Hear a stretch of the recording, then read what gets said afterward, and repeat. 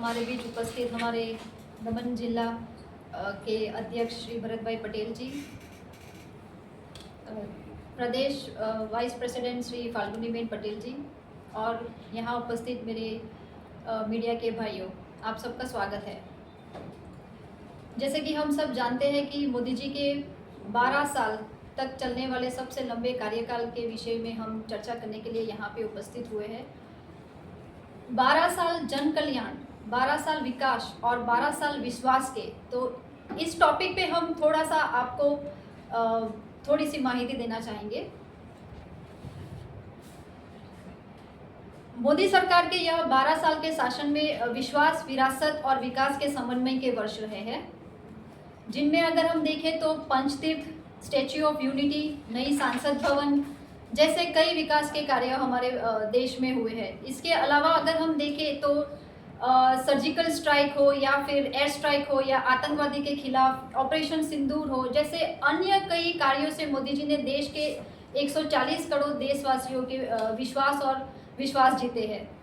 इसके अलावा भी नक्सलवाद भारत किया हुआ है। फिर आज का जो भारत है वह विरासत पर गर्व करता है, अपने वीरों का सम्मान करता है और सैनिकों को नमन करता है, अपनी आस्था को आधुनिकता से जोड़ने और पूरी दुनिया को वसुधैव कुटुंबकम का एक संदेश भी दे रहा है।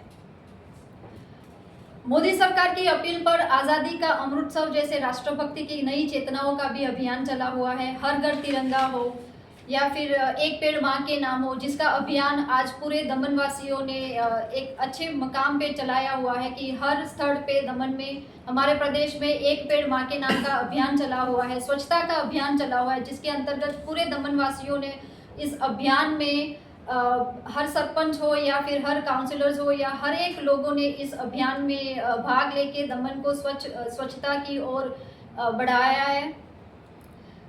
अगर विकास की बात करें तो हम सब जानते हैं कि 2014 से पहले हमारे भारत की क्या स्थिति थी और आज 2026 में हमारे भारतवर्ष ने किन विकासों के कार्य हुए हैं। मोदी जी के इस 12 वर्षों में हमने कई सारी विकास के कार्य देखे हैं, जिनमें अगर हम कहें तो नई अर्थ व्यवस्था हो या फिर नया भारत नया विश्वास का हो।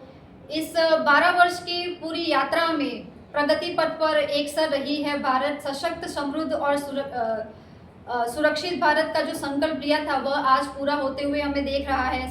मोदी जी ने हमेशा हमें सबका साथ, सबका विकास, सबका प्रयास और सबका विश्वास के मंत्रों से भारत को एकजुट किया हुआ है।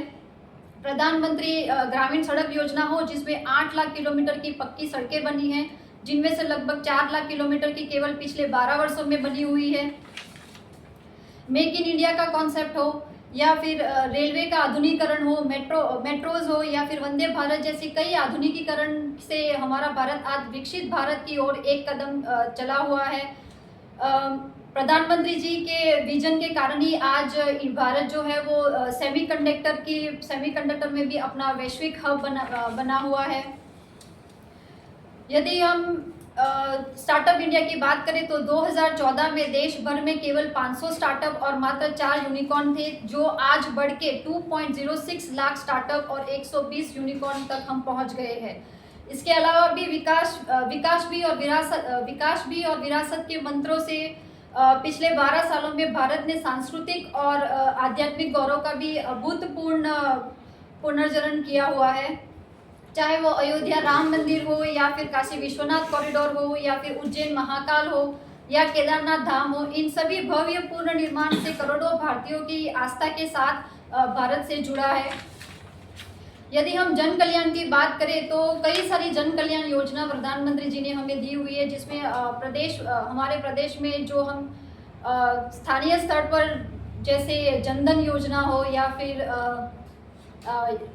बेटी बचाओ बेटी पढ़ाओ योजना हो, सुकन्या समृद्धि योजना हो या उज्ज्वला योजना हो, इन सारी योजनाओं का भी हमारे प्रदेश में काफ़ी लाभार्थी है। लखपति दीदी हो या फिर प्रधानमंत्री गरीब कल्याण योजना हो या किसान योजना हो, कई सारी योजनाओं से हम भारत को कई सारी फायदे हुए हैं। और हमारे दमन विस्तार की बात करें तो दमन में भी जैसे सोलर योजना की आयोजन से कई सारे आवास योजना के कई अंतर्गत कई सारे घर बने हुए हैं, तो उसके अंतर्गत भी सोलर योजना से लोगों को लाभ हो रहा है।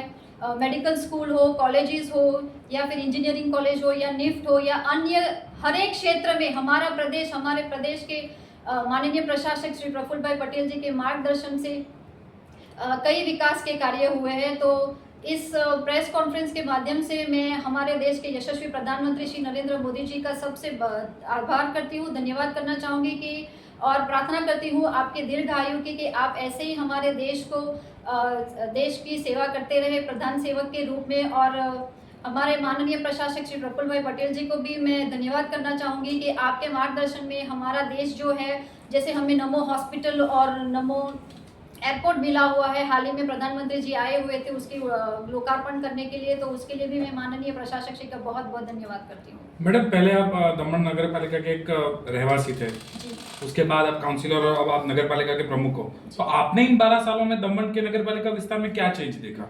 बहुत सारे चेंजेस है। मैं बात करूं अपनी, तो मेरा बॉर्न एंड ब्रॉट अप यही दमन का ही हुआ है। पहले की बात अगर की जाए तो प्रॉपर्ली एजुकेशन की सेक्टर की बात करें तो हमें वो प्लेटफॉर्म नहीं मिलता था, हमें बाहर जाना पड़ता था हायर एजुकेशन परस्यू करने के लिए। लेकिन आज दमन में हमारे पास इंजीनियरिंग कॉलेज है, मेडिकल कॉलेज है, हर एक क्षेत्र में एजुकेशन सेक्टर में इतना विकास हुआ है कि आज दमन के लोगों को बाहर जाने की भी जरूरत नहीं पड़ती है।